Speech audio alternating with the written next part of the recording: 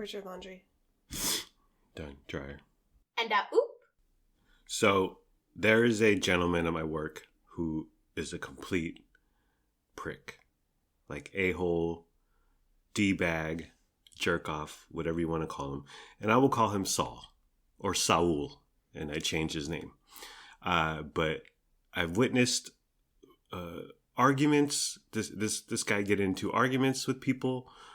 I know for a fact that he complains about my coworkers who are the nicest people on the planet. The one specifically that he complained about a few months ago, and he had a meeting, and they had to go to upper management because he said this gentleman threatened him. He's the nicest guy on the planet. Like, he couldn't harm a fly. Guy's a nut job. Saul is a nut job. And he complains about just the most minor crap. Like, there's the spirit of the law, and then there's the letter of the law. Like, the letter of the law will say, each red line on the ground should be 2 inches apart. And then, for whatever reason, the guy who painted it, or something changed, or it's 1 3/4 inches apart. It's like, well, it's not 2 inches, but it's close enough, and who cares? So he just flips out at the smallest crap. A few weeks ago, he can't. Well, so my job, we go out, we get mail at various departments and offices and buildings, and then we bring it all back, and we run it through Pitney Bowes machines. We give it postage. That's my job. So we come back sometimes with 10, 15 tubs of mail, and a tub is about the size of Frankie's cage. Tens of thousands of pieces of mail per day. Lots of mail, lots of tubs. So we come back there's 4 of us per day. We come back from our route, and we just throw the tubs on the floor because it's a small room. You've been there, honey. There's not a lot of... It wasn't meant for the operation, our mail operation, but that's our room. But there isn't tons of tables or storage or shelves. So we just throw these tubs on the floor because who cares? And we run the mail as quickly as we can.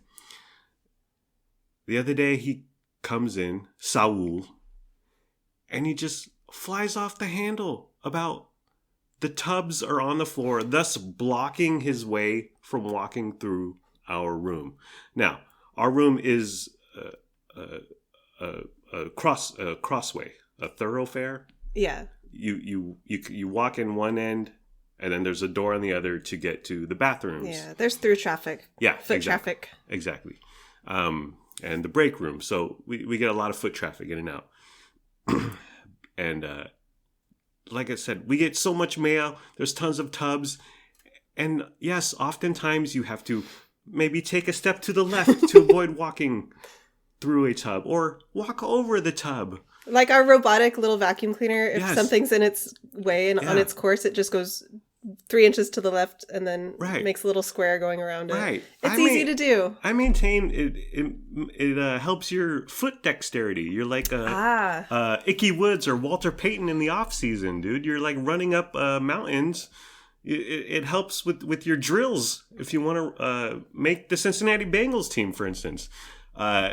So yes, technically speaking, there should be a perfect walkway from one perfectly clear, open, free of debris or hazards, tubs, matter, from one door to the other. Technically speaking, legally speaking, yes. But that's not how it is, because we get a buttload of mail, and sometimes we get pallets of mail that sit in the middle of this small room. That's just the fact. That's the way it's been for years. But for whatever reason, he decided to flip the frick out on this particular day, because as you just said, this is nothing new. Yes. Yes. So I'm watching him go off, and my manager's following behind him. They're together, walking side by side. And he's like, these tubs are tripping hazards, and there should be a clear pathway. And I'm just like, like completely flummoxed and befuddled at this scene. Like, what the hell's wrong with you, Saul? And why is my manager kind of nodding and saying, oh, okay. So I'm talking to my manager later, and I'm like, why are you, what's the deal here? Why are you entertaining this person and these complaints? And he says, you have to, because that kind of personality, you have to say, okay, Saul, yes, you're right. Okay, we'll fix it. Okay, you have a point. I maintain I know nothing about management, but I did read a lot of Business Week in the late 90s, and I'm a fan of Jack Welch. But I would be like, Saul, get a life, dude. Like, what the hell are you talking about? And we could easily go to Saul's area of the building, our department, warehouse, whatever, and you could nitpick all day long, dude. You could be like, this is not supposed to be here. Oh, this isn't swept up enough. This is a tripping hazard. But we don't, because we're adult. We don't care. And it's so petty and it's so childlike. But Saul becomes a child, and management, my manager, lets him, allows it. And so instead of saying, Saul, whatever, dude, like, get a life. Get bent. They just say, oh, you're right. So instead of getting pushback, he knows he can act like this. He knows he can act like this, so he continues to. So I thought, and he's been here for years. I've been here almost 3 years. So he's been like this for years. But this time, it just got to me. Like, it drove me nuts. And I was like, I'm going to get this son of a You bitch. finally snapped. Yeah. Like Thanos. I said, I'm going to get him. I'm going to snitch on him. Because, we're not perfect. But he's not perfect. So if he's going to act like a B word, I'm going to act like a B word too. And treat him like a B word. So I'm going to snitch on him. Well, he's a bully. That's what really grinds my gears. Yeah. Is he's not just complaining rampantly about everything. He's mean and rude to those to people who don't deserve it. Yeah. One guy in particular who I love, the kindest man, or another kind person I work with. I've witnessed Saul verbally abuse this gentleman. Yeah. Straight up abuse. Yeah. Just insult him, treat him like crap. And I stay away. I stay out of it. But privately, I've always been like, dude, like, what's up with Saul? And this guy has like Stockholm syndrome because he's like, oh, he's not that bad. He's okay. Yeah, he's been bullied for so long that he's afraid to stand up and say anything. And I've never had a problem with Saul because, for the most part, I'm a fun guy. I improve workplace morale 28% at least. And I'm really buff. I'm strong. So he knows he can't mess with me. I know I can be intimidating with my biceps and my boulder shoulders. But I've never had a problem with him. But I've witnessed him flip the hell out on several of my coworkers. So I was like, I'm going to get this bastard. So I lied in wait, honey. I lied in... I went into stealth mode and I just observed for a couple days. He's been leaving. So we get out at 4:30 p.m. That's when we're off. That's when the bird in the Flintstones goes, woo, woo. When you leave the rock quarry, we're off at 4:30. But we're often done with our job at 3:15-ish, 2:45 sometimes. So we get out before 4:30. 4:20, 4:21, 4:22. It varies. It depends. We get out a little early. But I've noticed this for years, and this happened before I got there. He always leaves a few minutes early. Before us. Before the boss says, okay, it's time to go. And back to appeasing him, no one has ever said anything.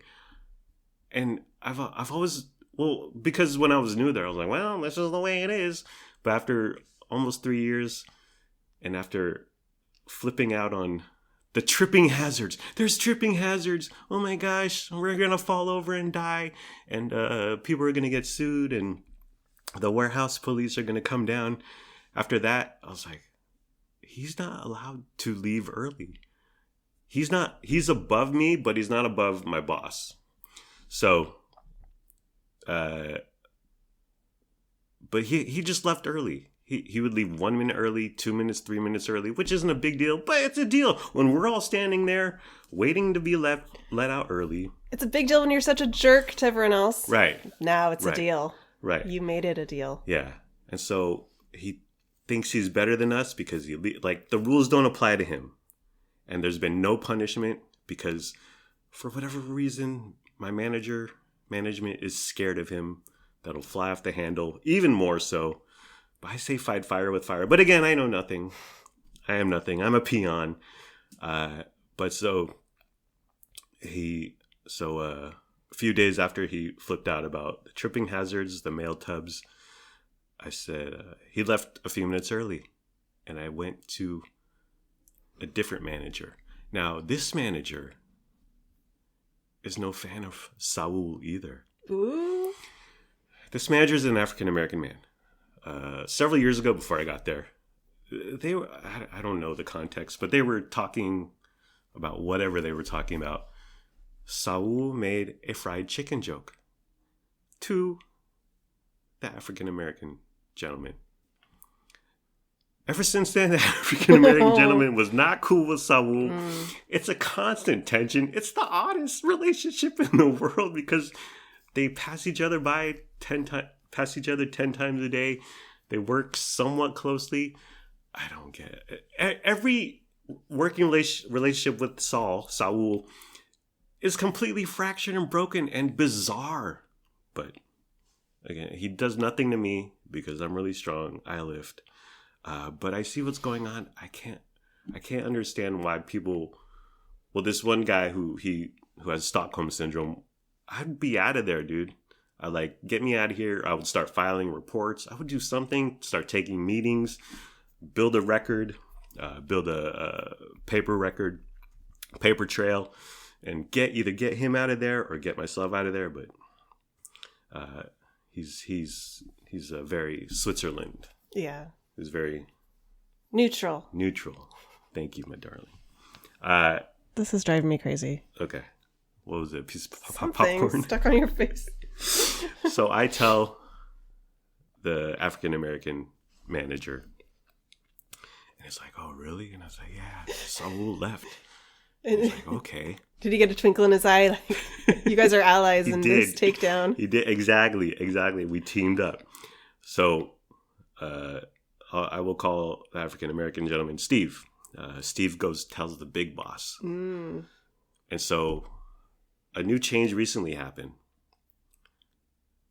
Old big boss retired. New big boss came in. And so I was like, well, this is the time to make my move because old big boss put up with Saul for years. New big boss, we don't know quite what to make of him yet. Everyone's like, how is he like? What's he going to do? Is he going to change something? But we were all chit-chatting around. Me, new big boss, and a couple other guys were just shooting the shit. And big boss says, oh, we started talking about tailgating or piggybacking when you scan your card to get into work. And it goes, beep. You're not supposed to let the person in behind you in tailgate. Yeah. They got to scan their card and open the door. The door's supposed to close. And so we're joking around about that or talking about that. And new big boss goes, I fired someone for piggybacking once. And we're like, holy shit. He's like, yeah. And he laughed about it. Oh, he's ruthless. Exactly. So I was like, okay. This is a man who will take action. All my ducks are in a row. I got Steve. I got new big boss who's willing to fire people. So that the first day. So Steve went to go tell the big boss. Okay. He told him. Next day, same thing. Saul leaves a few minutes early. I walk over to Steve and I say, "Hey, Steve, Saul left early." And Steve said, "Oh, really? Okay." So goes the big boss. So we get an edict from my direct manager. And he says, "We need to have a meeting." Okay, we're going to have a meeting. So what happened was there's two new things. No one can leave until 4:25. Was Saul present at this meeting? No, but he was told this. Okay. Yeah. Well, again, Saul thinks he doesn't need to be with us plebeians, with us servants, but he was told this. So we can't leave until 4:25, and we have to take out the trash. Now, the trash, we got those. We have 3 trash cans. They're on wheels. The dumpster's right outside.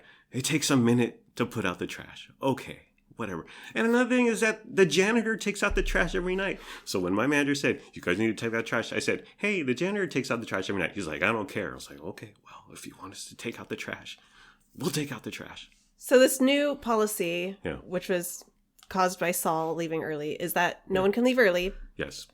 But also you have to take out the trash? Yes. Were they trying not to single out? Yes. Oh. Yes. So this is what happened. We have the meeting and my boss is like, "No one can leave till 4:25.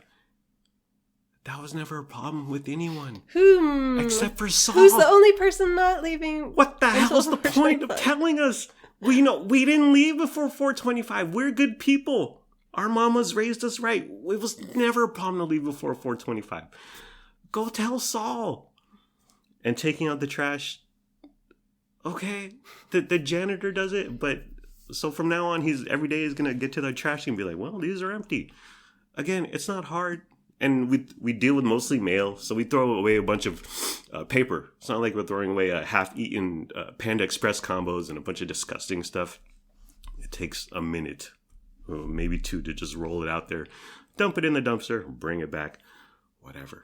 So, yes, so there's this management philosophy, thinking process that you can't single out people directly.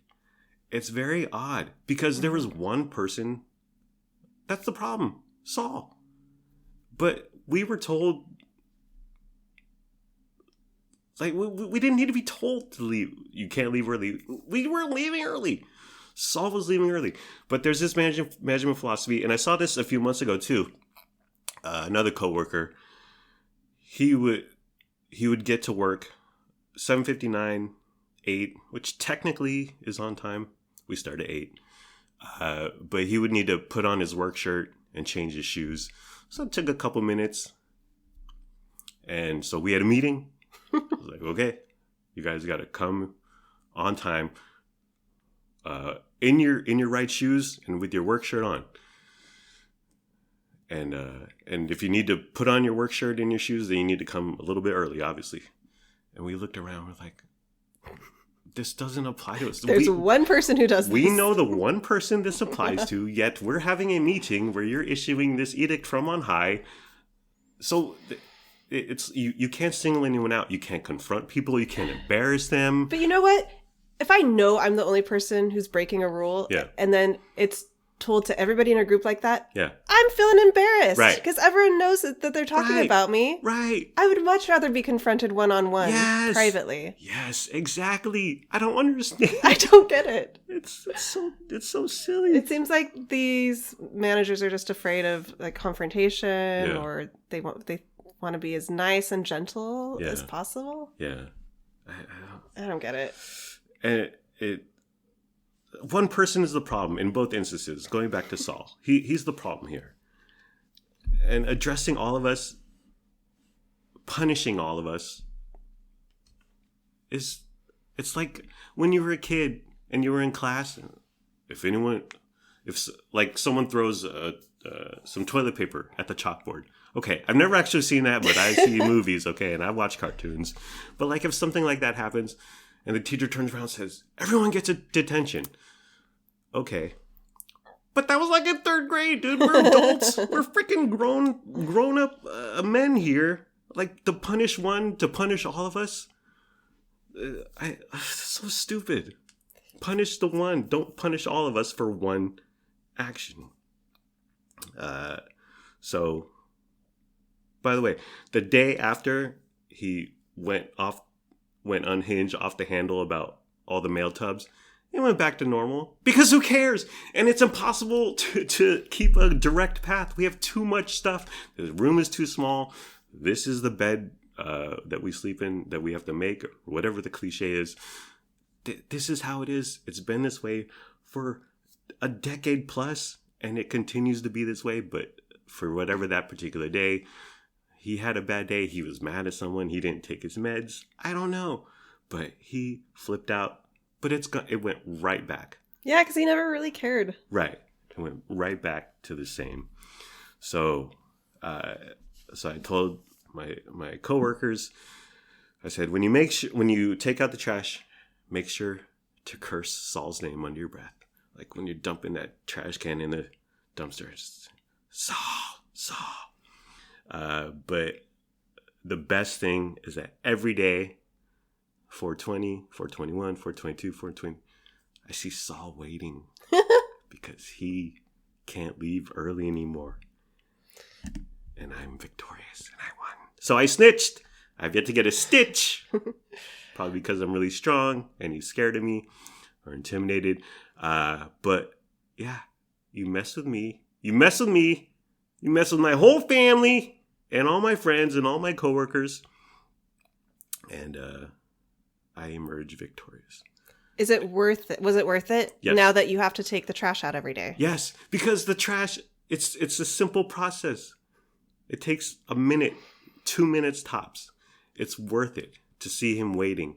Like a normal person again, like a plebeian. Like before I used to think his crap doesn't stink. And now he still thinks it does. Yeah. Doesn't. All our crap stinks. And I'm not this type of person. If you want to treat people like crap, okay. I mean, I'll stay out of it because I don't, in the end, I don't care. And he never did anything directly to me.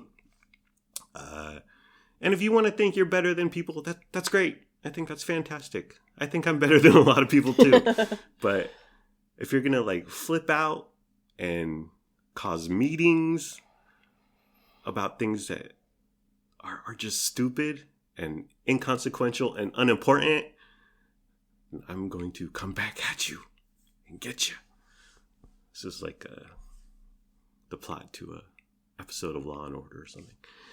Alrighty. Well, that's it. Saul stands there waiting till 4:25. And I love every second. It's worth it. It's worth taking out the trash. I want you to find more ways to get back at Saul. Yeah. Just a little here and there, little revenge here and there. Well, right now I'm I'm idle, but I'm waiting. Yeah. That's what you got to do. Yeah. Like a coyote in the night.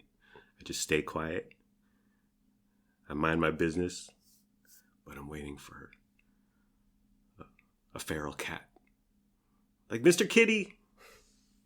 And then, if Saul, I almost said his real name. If Saul wants to fuck around, then he's going to find out again. Okay, I'm sorry, Liz Fisher. Okay. Well, are we done, honey? Yeah. Okay, we're done. Oh, bye-bye.